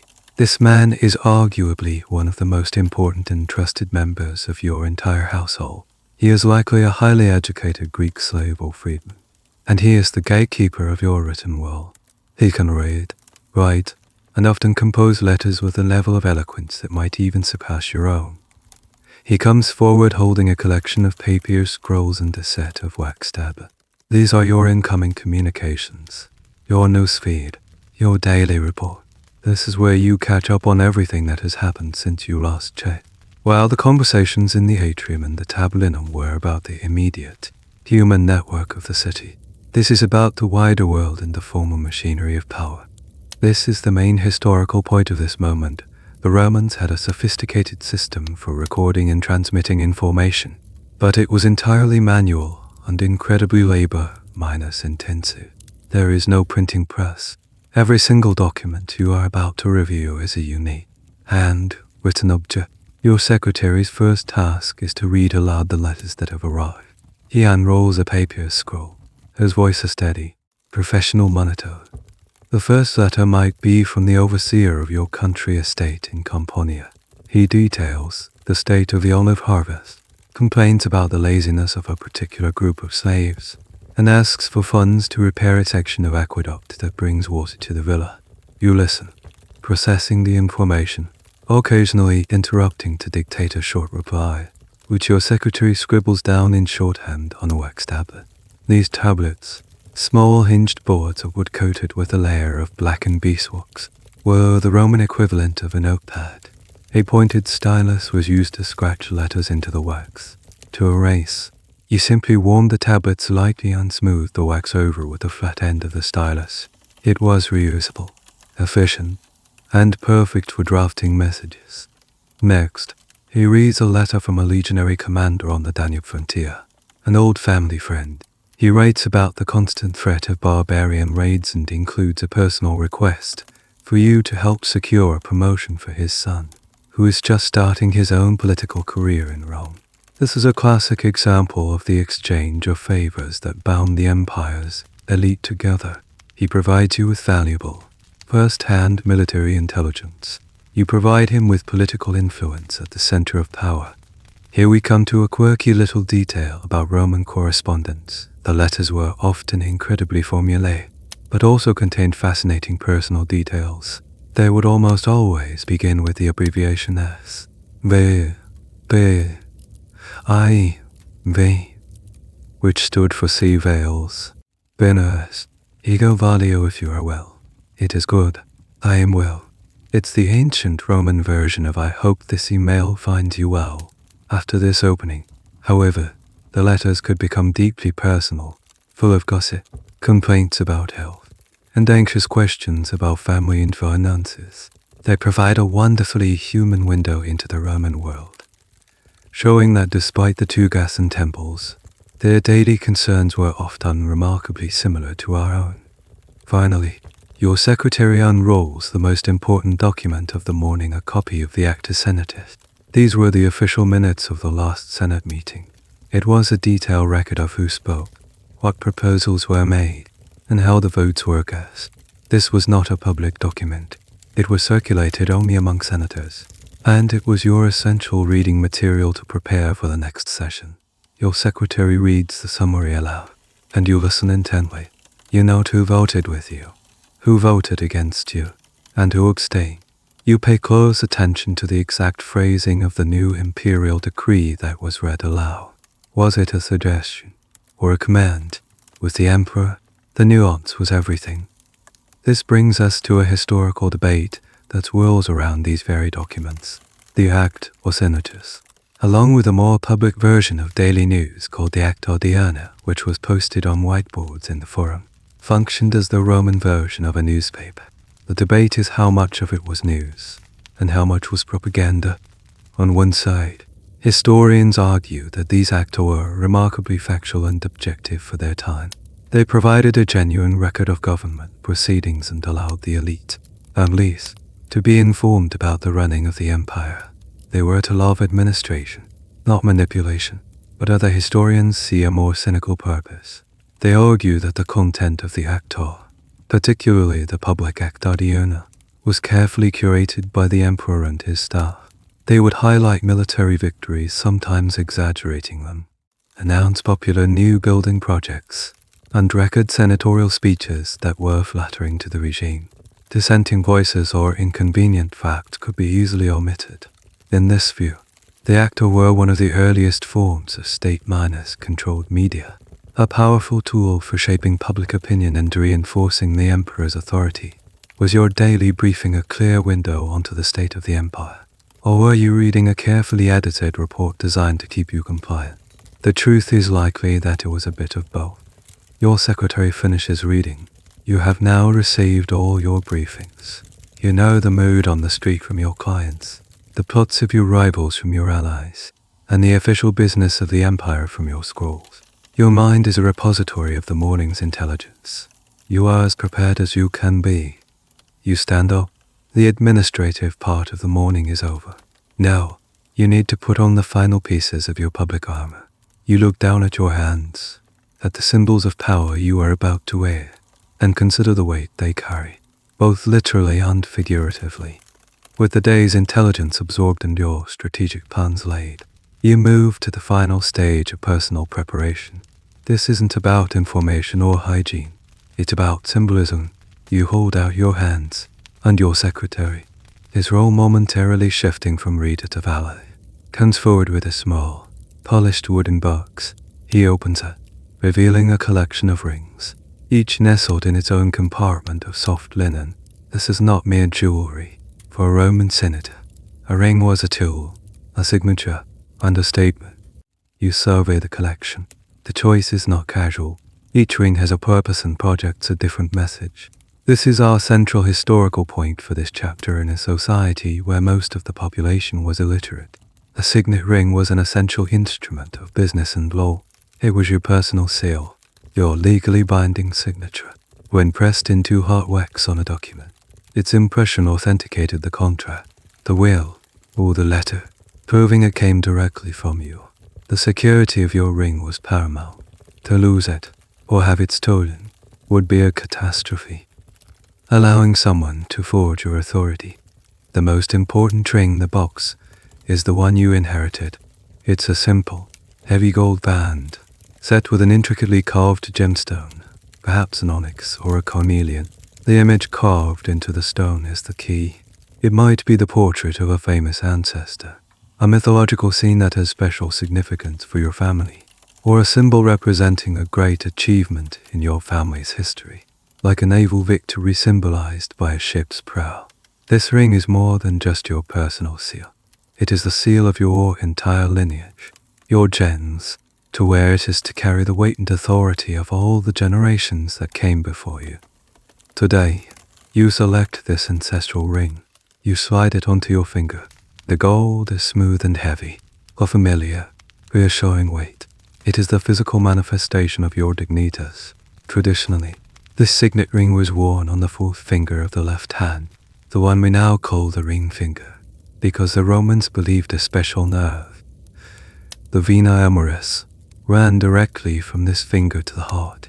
While this was often associated with marriage rings, the connection to the heart also symbolized the sincerity and personal commitment bound up in the act of sealing a document. But you don't stop at just one. By the time of the High Empire, the fashion among the elite was to wear multiple rings. This brings us to a wonderfully decadent little detail the Romans developed a love for what were essentially summer rings and winter rings. The satirist Juvenal mocks wealthy men who had lighter, less cumbersome rings for the hot summer months, and heavier, more ostentatious ones for the winter. Some dandies would wear so many enormous, jewel-encrusted rings that their hands looked like they were wearing gilded cages, making it difficult to even bend their fingers. You, being a man of gravitas, would avoid such excess, but you might select one or two others. Perhaps a large, purely decorative gold ring set with a raw, polished emerald or sapphire to signal your immense wealth, or maybe an iron ring, a conscious nod to the stern, unpretentious virtues of the old republic. When gold rings were reserved only for ambassadors, the choice itself is a form of communication, a subtle signal to your peers about your values and your mood for the day. This practice of wearing and using rings is at the heart of an ongoing discussion among historians and legal scholars. How secure was the system really? On one hand, the intricate, custom carved design of a signet stone was considered highly individual and difficult to forge. Much like a modern signature, the system were, for the most part, because it was based on trust and the severe penalties for forgery. However, a growing body of evidence suggests that the system was more vulnerable than previously thought. Archaeologists have found collections of ancient Roman ring impressions in clay, which might have been used by artisans as a kind of portfolio of their work, but could just as easily have been used to create forgeries. There are literary accounts of people tricking an old man into sealing a fraudulent will on his deathbed, or of stolen rings being used to issue false orders. So was the signet ring a robust form of ancient biometric identification, as some have argued, or was it a flawed and frequently exploited system, whose vulnerabilities have been downplayed in the historical record? The debate highlights the constant tension in Roman society between the ideal of honor and the reality of fraud. You have made your selection, your ancestral signet on your left hand, and perhaps a single, large gold ring on your right. They feel cool against your skin. They are the final pieces of your public armor. They signify that you are ready to do business, to command, to literally make your mark on the world. As you admire the glint of polished gold and stone on your fingers, your mind briefly turns back inside the house, to the other center of power within these walls. While you have been assembling your public self, your wife, the Domina, has been conducting her own parallel morning ritual. Her day is just as structured, just as demanding, and in its own way, just as crucial to the family's success as yours. It's a world you rarely see, but one whose smooth functioning you depend on absolutely. At this very moment, as you stand in your study feeling the cool weight of authority on your fingers, a parallel world is operating in another wing of the domus. It is a world you are deeply connected to but rarely enter, a sphere of influence governed by its own complex rituals and demands. While you have been assembling the public persona of a senator, your wife, the Domina, has been doing the same for her role as the mistress of a great house. Her morning did not begin with the anxious calculations of politics, but with the equally demanding logistics of managing an institution. Her awakening was also heralded by the sounds of the city, but her first thoughts were of household inventories, the menu for tonight's crucial dinner party, and the squabbles among the dozens of people who live under her command. After her own simple breakfast, her morning rituals diverged sharply from yours.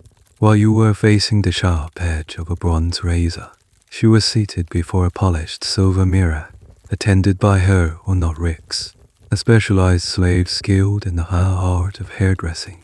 This is the main historical point of her morning. The presentation of a Roman matron was a serious, time-consuming affair that broadcast her husband's wealth and status to the world. Her hairstyle is not a simple knot. It's a complex architectural feat of braids, curls, and coils, held in place with fine pins of bone or ivory, and possibly interwoven with pearls. This style changes with the fashions dictated by the empress, and keeping up is a matter of social survival. Then comes the maker, the countess, and here we find a host of bizarre and sometimes dangerous little details. The ideal of female beauty in your time is a pale, almost ghostly complexion. To achieve this, she applies a foundation called cerussa, a thick paste made from white lead. It's highly effective at creating a smooth, porcelain finish, but it is also a potent neurotoxin. The long-term use of lead-based cosmetics was a serious health hazard, a slow poisoning in the name of fashion. For blush, she uses red ochre or the sediment from red wine, but her most dramatic tool is for her eyes. She uses a fine powder of ash or antimony toxic heavy metal to darken her eyebrows and line her eyes, creating a dramatic, smoky look. Some fashionable women even used crocodile dung in facial treatments, believing it had rejuvenating properties. Her beauty routine is a minefield of vanity and poison, a testament to the lengths one must go to maintain the appearance of effortless aristocratic perfection. This entire process leads to a debate that still captivates historians of daily life and medicine. We know what these cosmetics were made of, and we know from modern science that many were toxic. But how aware were the Romans themselves of the danger? Medical writers like Pliny the Elder occasionally warned about certain substances, but there seems to have been no widespread public health campaign against. For instance, smearing lead on your face every day. Did the women of your class, your wife included, suffer from chronic lead poisoning, with symptoms like fatigue, irritability, and neurological issues, without ever connecting it to their daily makeup routine? Or was there a tacit understanding of the risks, a silent trade off where the social benefits of conforming to beauty standards were deemed worth the potential physical cost? We may never know for sure how they perceived the bargain they were making. Once her public face is complete, her workday begins. While you were meeting with your political allies, she was conducting her own inspection. She didn't walk through the atrium, but through the service corridors of the house. In the kitchens, she would have grilled the head cook on the freshness of the fish delivered for the dinner party, making sure he hadn't been swindled by the fishmonger. She would have inspected the storerooms, ensuring the grain was dry and the supply of olive oil was sufficient. She would have then proceeded to the weaving workshop, a vital part of the household's economy. Here, a team of female slaves would be at their looms, spinning thread and weaving the fabric for the family's tunics and linens. This is the classic image of the Roman matrone, the woolminer's work. But she is not there to work the loom herself. She is there as a manager, checking the quality of the work, ensuring the production quotas are being met, and maintaining discipline among the workers. Her presence is a reminder that every part of this domus is under her direct and watchful eye. And as she moves through her domain, a common undisputed ruler, does she think of you? And if so, how? This is the heart of another great debate, the emotional reality of a Roman marriage. Was your relationship a cold, practical partnership, a merger of two powerful families for political and financial gain? Or was there genuine affection, a private bond of love and companionship that coexisted with your public role? The evidence is deeply contradictory.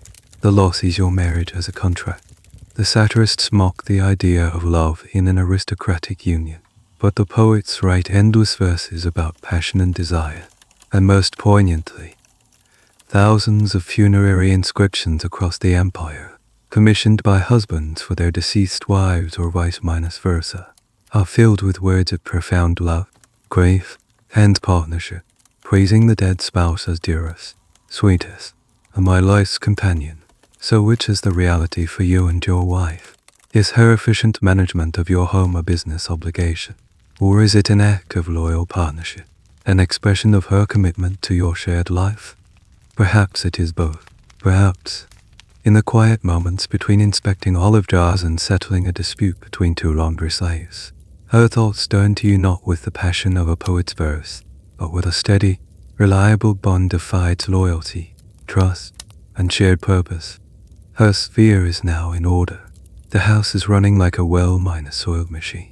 Back in the tablinum, you feel this invisible hum of efficiency, this background stability that allows you to focus on the chaos of the world outside. The house is ready. You are ready. All that remains is the vehicle that will carry you through the city's chaos. You take one final look around the tablinum. The scrolls are put away. The wine has been cleared, and the quiet of the empty room feels like the calm before a storm. You have been cleansed, dressed, briefed, and adorned. You are no longer a private man waking in the dark. You are a public institution, fully assembled and ready for deployment. It's time to leave. You walk from the tab linen, back through the grand atrium.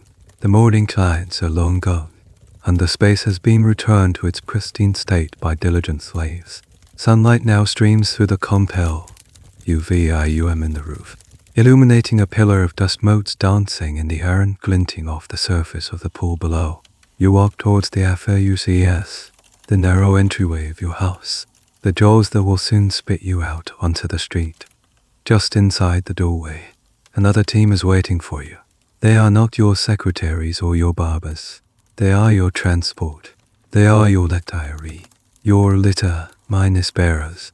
This is our main historical point for a man of your status.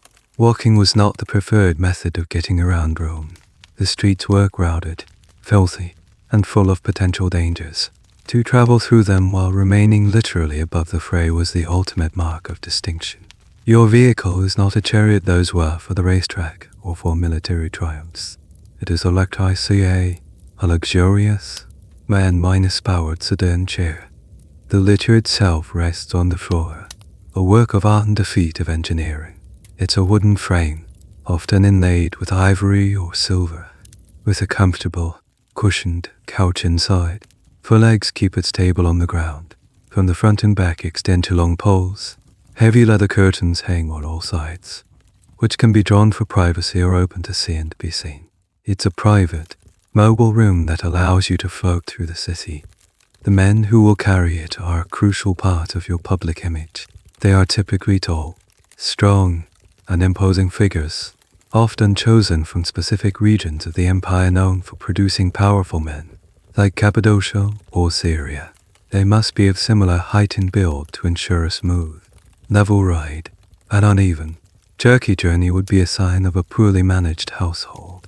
They are dressed in a distinctive livery, a uniform that identifies them as belonging to your domus. Their coordination and discipline are a direct reflection of your own authority.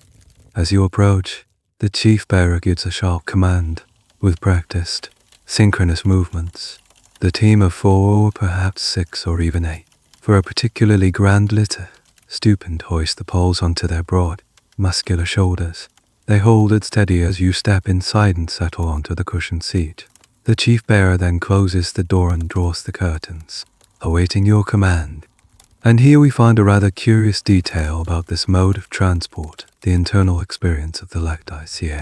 It was not just a way to get from A to B. It was a mobile office and reading room.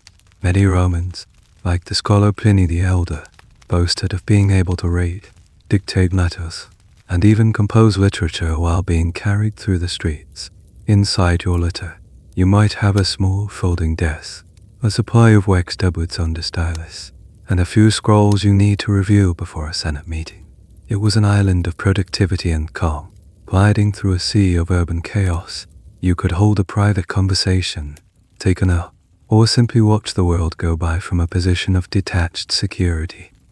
This very detached one, however, is at the heart of a moral and historical debate that echoes through the writings of Roman satirists and philosophers. Was the lectice a necessary convenience for a busy public figure, or was it a symbol of ultimate decadence and moral decay? The Stoic philosophers, like Seneca, who was himself fabulously wealthy and a frequent litter minus user, often wrestled with this question. They saw the act of being carried by other men as fundamentally unnatural and corrupting. It toughened the body, making it weak and dependent. It also fostered arrogance, creating a physical and psychological barrier between the elite and the common people whose streets they traversed. The satirist Juvenal paints vivid pictures of these litters speeding through the crowded streets, their bearers ruthlessly shoving pedestrians and merchants aside. The great man inside oblivious to the disruption and resentment he caused. On the other hand, a practical Roman would argue that it was simply a matter of efficiency and security. The streets of Rome were genuinely dangerous. You could be jostled, pickpocketed, or even assaulted. The ground was littered with garbage, human waste, and all manner of filth. Arriving at the Senate House, spattered with mud, or worse, would be a blow to your dignitas. The litter wasn't just about luxury. It was about arriving at your destination clean, safe, and composed, ready to conduct the business of the empire. So which is it? Is your litter a bubble of arrogant decadence, or a practical tool for a professional man in a challenging environment? The debate reveals the deep Roman anxiety about the line between status and excess, between legitimate comfort and corrupting luxury. You give the command to depart. The bearers adjust their grip on the poles, their muscles tensing. With a single, smooth, upward motion, they lift the litter off the ground. There is a slight lurch, and then you are floating. You are suspended, weightless, held aloft by the power of other men's bodies. The final preparations are complete. The last barrier between your private world and the public one is about to be breached. The great doors of your house swing open, and your human-powered vehicle begins a journey, carrying you towards the beating heart of the city. Suspended in your cocoon of wood and ivory, you feel the gentle, rhythmic sway as the elect IRE find their synchronized stride. Before you give the order to proceed into the city proper, there is one last, fleeting ritual of self-inspection. This isn't about grand strategy or physical needs. It's about the final polish, the last buffing of the public image before it goes on full display. Inside the elect ICA, it is quiet. The roar of the city is a muted, distant rumble. The light is dim, filtered through the fine linen of the drawn curtains, tucked into a small, velvet-lined pocket on the interior wall is your final to love the morning a mirror. It's not a large glass mirror like one might imagine today. Glass mirrors existed, but they were small, and produced a distorted image. Your mirror is a piece of highly polished metal, most likely bronze or silver, with a handle carved from bone or wood. It's a high-minus status object, the result of hours of painstaking labor by a skilled artisan.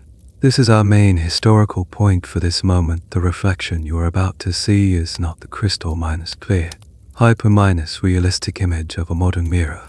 The polished bronze gives back a softer, darker, slightly warped version of your face. It doesn't show every pore and flaw with brutal honesty. It shows an impression, an echo of you. It's a face without sharp edges, which, in a way, is perfect for the idealized image you wish to project. You hold the mirror up, angling it to catch the dim light. You see the face of a Roman senator staring back. The skin is smooth from the morning's shade. The hair is neatly arranged. The expression is one of composed, neutral authority. You are checking for any last-minute imperfections: a stray hair, a smudge of dust, a crease in the brow that might suggest worry or weakness. Your entire morning has been a careful process of construction, and this is the final quality control check.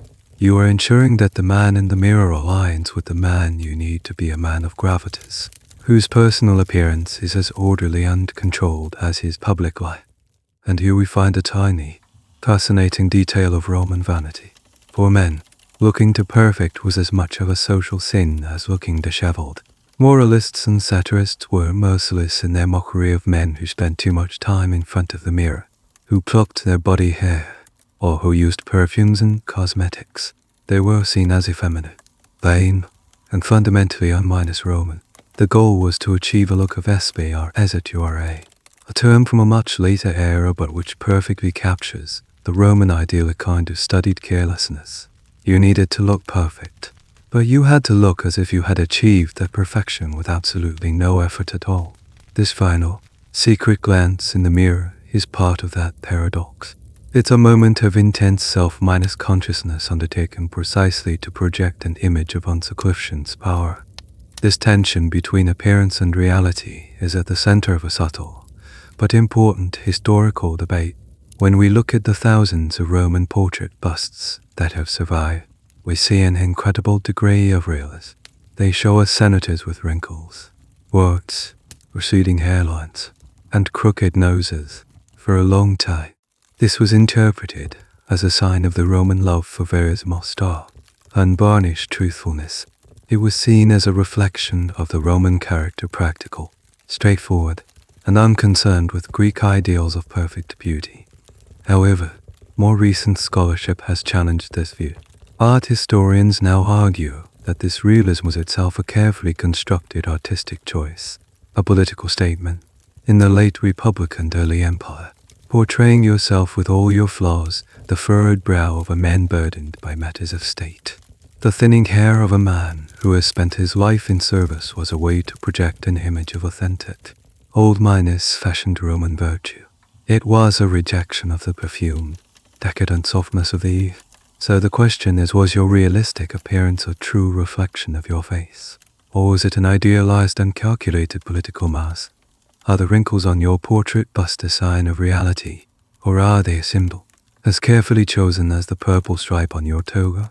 The debate suggests that even the most truthful Roman portrait was, in its own way, a form of public relations. You are satisfied with the reflection in the bronze mirror. The face is correct. The image is secure. You tuck the mirror back into its pouch. You have done everything you can. The product is finished. You are ready to be seen. You lean towards the edge of the curtain and give the command to your chief bearer. The real journey can now begin. You are about to launch yourself into the river of Rome, but you will do so from the safety of your own private vessel. The final act of the morning ritual is not something you do, but something you witness. It is the departure itself, the grand exit from the sanctuary of the domus into the chaotic theater of the streets. With your final command given, the entire dynamic at your doorstep shifts. The chief bearer shouts ashore, "Sharp order!" The front doors at your domus, which had been closed after the last of your allies departed, are now thrown wide open by 2 waiting slaves. It's a moment of pure theater. The dim, controlled light of your atrium gives way to the bright, chaotic glare of a Roman morning. And as your litter is carried across the threshold, something remarkable happens. A crowd materializes. This is not the supplicant crowd of the Salutatia. This is your entourage, your procession, your public statement. This is the main point of your departure. You never, ever go anywhere alone. To be seen walking alone was a sign of social obscurity, of having no one who depended on you or supported you. Your departure is a carefully orchestrated parade designed to broadcast your importance to every person you pass. The core of this procession is formed by the clients from the morning Salutatia, particularly those who received the sportula. This is the other half of their unspoken contract. They receive your handout, and in return, they now provide you with the valuable service of their presence. They swarm around your litter, a walking, talking cloud of dependents. This is known as the officiant, the duty of accompaniment. They will follow you all the way to your destination, typically the Roman Forum, forming a human shield and a mobile cheering section. The larger and more boisterous this crowd, the greater your perceived influence. But it's not just the poor clients. Sprinkled within the crowd are your freedmen liberti, former slaves whom you have granted freedom. They are eternally bound to you by a powerful sense of gratitude and obligation. They often act as your bodyguards, your business agents, and your enforcers, clearing a path through the throng and dealing with any trouble. They are a testament to your benevolence as a master. Their very presence a form of positive PR. Here we encounter a strange and specific character in your entourage, the Antime Bulo. This is a quirky little detail of Roman street life.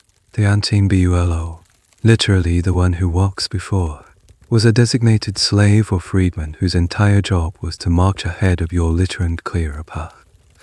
The streets were a chaotic jumble of people, animals, and vendor stalls. The Antime Bulo would shout, "Make way for the senator," or "Locus, locus, space, space," pushing people aside, sometimes gently, sometimes forcefully. He was your human horn, your living siren, the abrasive leading edge of your stately progress through the city. The arrogance of this practice was a frequent source of complaint for Roman satirists, who saw it as the epitome of aristocratic entitlement. The very existence of this elaborate procession leads us to a fascinating sociological debate among historians. What was the true function of this daily parade? Was it purely a spectacle of power, a vain and ego-driven display designed to intimidate rivals and impress the masses? Or did it serve a more practical, defensive purpose? The argument for it being a practical necessity is strong. The streets of Rome could be legitimately dangerous. Crime was rampant. The city had no formal police force, as we would understand it. Only a few cohorts of urban guard who were more of a paramilitary riot squad than a community policing unit. For a wealthy senator, visibly adorned with gold rings and expensive clothing, to walk alone would be an open invitation to muggers and thieves. The large, noisy crowd of clients and freedmen acted as a powerful deterrent. There was safety in numbers, and your daily procession was, in essence, your private security detail. On the other hand, the argument for pure spectacle is equally compelling. The accounts we have from writers like Marshall and Juvenal drip with cynicism about these processions. They describe patrons competing to have the largest entourage, sometimes even hiring fake clients to swell their numbers. They paint a picture of a city where the powerful glide through the streets in their litters, cocooned by a bubble of paid supporters, utterly disconnected from the lives of the ordinary people they shove aside. In this view, the procession was not about security. It was about ego. It was a daily performance of social hierarchy, a constant, moving reminder to the common people of their place in the social order. So was your entourage a necessary shield or an arrogant display? A pragmatic solution to urban danger or a symptom of a sick, stat, us minus obsessed society, like so much in Rome? It was almost certainly both at the same time. You sit back against the cushions of your litter as it moves forward, enveloped by the noise and energy of your own procession. You are now really launched. You have left the private, controlled environment of your home and entered the wild, unpredictable eco-system of the city. But you are not yet in it. You are floating above it, an observer in your own private viewing gallery, about to witness the full, unvarnished spectacle of Roman street life from a position of perfect safety and comfort. Your litter sways with the practiced rhythm of your bearers, a gentle, lulling motion that stands in stark contrast to the chaos unfolding just beyond your curtains. You decide to see the city you are about to conquer for the day. You reach out and pull back one of the linen curtains, opening a small window onto the world. The noise hits you first, a physical wave of sound. Then comes the smell. This is the central, visceral reality of your journey. The streets of Rome are an overwhelming assault on the senses. Your morning has been a carefully curated sequence of controlled environments: the quiet of your bedroom, the perfumed oil of your shave, the refined conversation of your study. The street is the absolute opposite of all that. It is raw, unfiltered, and unapologetically alive. You float above a narrow, winding street paved with large, uneven stones of grey basalt. There are no proper sidewalks, only raised stone blocks placed at intervals to allow pedestrians to cross the street without stepping into the mud. And there is a lot of mud. The street is a repository for everything the city wants to discard: discarded food scraps, wastewater thrown from windows, animal dung, and all manner of refuse. The smell is a complex and powerful cocktail of odors, a rich, earthy miasma that is the signature scent of the world's largest city. From your elevated position in the litter, you are mercifully spared the worst of it, but the aroma still permeates the air. Your procession, with your unseen BULO at its head, carves a path through the human river. You see the faces of the people you pass. Across minus section of the entire Roman world, you see a grimy shopkeeper yelling at a customer, a veiled woman hurrying on an errand, a group of legionaries on leave, their armor gleaming, laughing loudly at some shared joke. You see street urchins with dirty faces and quick eyes, ready to snatch a dropped coin or a piece of fruit. You see a scribe hunched over a small stool, offering to write letters for the illiterate for a small fee. It is a dense, jostling, endlessly fascinating tapestry of life. Here we find a truly weird detail about Roman street navigation: the street names, or rather, the lack thereof.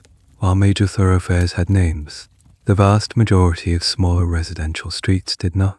Addresses were not given as a number and a street name, but as a description.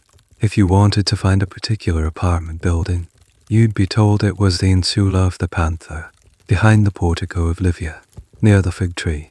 Navigation was a system of landmarks, local knowledge, and asking for directions. For a stranger, the city was an impenetrable maze. For you, floating through it, it is a familiar, if chaotic, landscape. And the buildings that tower over these narrow streets are the Insula. The apartment blocks where the vast majority of Rome's population lie. They rise 6, 7, or even more stories high, packed so tightly together that they seem to lean in on each other, blocking out the sky. They are shoddily constructed from timber and cheap brick, and they are notorious fire traps and prone to sudden collapse. From your vantage point, you can see laundry hanging from windows, people cooking on open braziers on their balconies, and faces peering down at the river of humanity below. You are gliding past the homes of hundreds of thousands of people, yet you are utterly disconnected from their reality. This stark contrast between your experience and theirs is at the heart of a major historical debate about the nature of Roman society. Was Rome one city, a unified cultural entity with a shared identity, or was it two cities, a city of the rich and a city of the poor, existing side by side but in entirely different worlds? The one-city argument points to the shared public spaces and experiences. Rich and poor alike attended the games at the Colosseum. They bathed, albeit sometimes at different times or in different sections, at the same public baths. They worshipped the same state gods at the great temples in the Forum. They all participated, in their own way, in the great festivals of the calendar. This view emphasizes the social glue that held this diverse and crowded metropolis together. The two cities argument, however, points to the scene you are currently witnessing. You are in a soundproof, perfumed, marble room, carried by slaves, looking out at people whose daily struggles you can barely imagine. They worry about their building collapsing, about the price of grain, about being evicted. You worry about a rival senator's political maneuvering. The gap between your lived realities is immense. This view argues that the shared experiences were superficial, and that Roman society was fundamentally and irrevocably stratified. The bread and circuses provided by the state were not a sign of social unity, but a tool of control, a way to keep the impoverished masses distracted and docile. As you float above the filth and the crowds, which city are you in? Your body is in the Rome of the elite, the Rome of power and privilege, but your eyes are looking out at the other Rome, the one that makes the city run, the one that is the source of both its incredible dynamism and its constant, simmering tension. Your journey is nearing its end. The streets are becoming wider and more monumental. The ramshackle and Seoul are giving way to grand marble minus-faced temples and towering basilicas. The noise is changing, from the chatter of residential streets to the more purposeful roar of commerce and law. You can feel a change in the energy of the crowd. You are approaching the center of the world. The litter turns a final corner, and the vast, open space of the Roman Forum spreads out before you. The morning rituals are over. It's time to get to work. The litter comes to a smooth, practiced halt. The rhythmic swaying that has been the backdrop to your journey ceases. Your bearers lower you to the ground with a barely perceptible bump. The chief bearer pulls back the main curtain, and the full, unmitigated glory of the Roman Forum floods your senses. This is it. This is the heart of the empire, the nerve center of the known world, and your place of work. You step out of the litter onto the clean, wide paving stones. The morning sun reflects brightly off the white marble of the surrounding buildings. Before you lies a vast, rectangular plaza, teeming with people. But this is not the chaotic, grimy crowd of the residential streets. This is a crowd with a purpose. You see lawyers in there to gas huddling with clients, merchants finalizing deals, politicians greeting constituents, and priests preparing for sacrifices at the temples that line the square. The air is thick with the buzz of a dozen different languages, the scent of incense from the temples, and the palpable energy of power and ambition. This arrival is the final, culminating moment of your morning's long and complex series of rituals. You are no longer preparing to be a senator. You now are a senator, present and accounted for in the arena of power. This moment of arrival is our central historical point. The Roman Forum was not just a single place. It was a dense concentration of the most important functions of Roman life. It was the commercial, political, legal, and religious nucleus of the city and the empire. Standing in one spot, you could see the Curia Julia, the flat, brick building where the Senate held its meetings. You could see the rostra, The great speaker's platform decorated with the prows of captured warships, from which orators addressed the people. You could see the towering Basilica Julia and Basilica Amelia, massive halls where law courts were in session and business was transacted. You could see the Temple of Saturn, which housed the state treasury, and the Temple of Vesta, where the sacred flame of Rome was perpetually tended. To be here was to be at the center of everything. Your entourage of clients, their duty now done, begins to disperse into the crowds, spreading your name and reputation as they go. You stand for a moment, getting your bearings, a fixed point in the swirling human currents, and here we see a final, curious detail of your public life. You are now, essentially, at your office, but your office has no walls. A great deal of a senator's work was not done in the curia itself, but right here, in the open air of the forum. You would conduct meetings by walking with an associate under the shade of a colonnade, or greet voters by standing near the steps of a temple. The forum was a place of constant, informal networking. Your reputation was built as much on your visibility and accessibility as on the speeches you made inside the Senate House. You are scheduled to attend a session in the curia this morning, but as you walk towards it, your path takes you past the rostra. And this brings us to our final historical debate of the morning. What was the true nature of political power in the Roman Empire? Was it wielded by you and your colleagues, the senators, in the hallowed halls of the curia? Or was real power now entirely in the hands of one man, the emperor, making the Senate little more than a prestigious, but ultimately toothless, Robustan? The senator's power argument holds that even under the emperors, the Senate retained immense prestige and significant administrative authority. It was the traditional heart of the Roman state. Senators governed the empire's most important provinces, commanded its legions, and managed its finances. The emperor needed the Senate's experienced administrators to run his vast empire. An emperor who alienated the Senate did so at his peril, as many who ended up assassinated could attest. In this view, your work in the curia mattered. The debates were real, and your influence was substantial. The counter-minus argument, of course, is that this was all a carefully maintained fiction. This view holds that by your time, the Republic was long dead, and all meaningful power control of the army, the treasury, and the law was consolidated in the hands of the emperor. The Senate meetings were up your political theater. You could debate minor points, but any issue that truly mattered was decided beforehand in the palace. Your role was not to govern, but to lend the weight of ancient tradition to the emperor's decisions. According to this view, you are not a lawmaker. You are a high-minist, a actor in a play about republican government, a play directed by the emperor for the benefit of the people. Most modern historians land somewhere in the middle. They see the relationship between emperor and senate as a complex, often tense partnership. The Senate had real power, but it was contingent on the emperor's goodwill. The emperor was an autocrat, but he needed the Senate's cooperation to rule effectively. Your power was real, but it was also precarious. You reached the steps of the curia. The guards recognized your senatorial ring and your purple striped toga and let you pass. You stepped from the bright, noisy forum into the cool, cavernous interior of the Senate House. Your long morning journey is finally over. From the moment you awoke to the sound of wagon wheels to this very step, every action has been a ritual, a piece of a larger performance designed to construct and project your identity. You have navigated the complexities of hygiene, clothing, family, religion, patronage, and politics. You have successfully assembled yourself.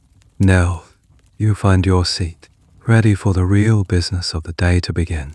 Having completed the surprisingly complex morning rituals of a Roman senator. And so, your day truly begins. But our journey, for tonight, comes to a gentle close. The echoes of the forum, the marble and the voices, begin to fade into a soft, distant hum. The weight of the toga dissolves from your shoulders, replaced by the comfortable weight of your own blanket. The calculating mind of the senator can finally rest. Its duties for the day fulfilled. You are no longer in Rome. You are floating in that quiet, peaceful space between wake-ups and sleep. The anxieties of power and the pressures of performance melt away. leaving only the gentle rhythm of your own breathing. The story is over, and the path into your own dreams is now clear, paved not with stone, but with slumber. Let the quiet of the night be your sanctuary, a private space far from the crowds and the glamour. The end of the article. Good night.